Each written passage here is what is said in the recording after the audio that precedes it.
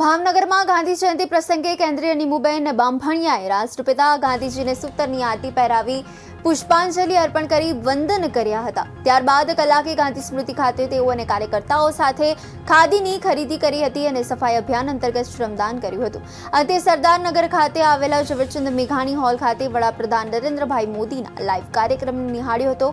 આ પ્રસંગે શહેર ભાજપ અધ્યક્ષ પૂર્વના ધારાસભ્ય સહિત આગેવાનો હાજર રહ્યા હતા।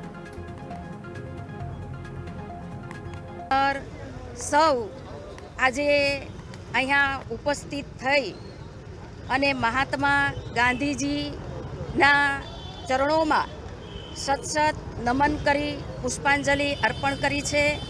ત્યારબાદ સૌ કાર્યકર્તા સાથે ખાદી ખરીદી કરવા અમે જશું।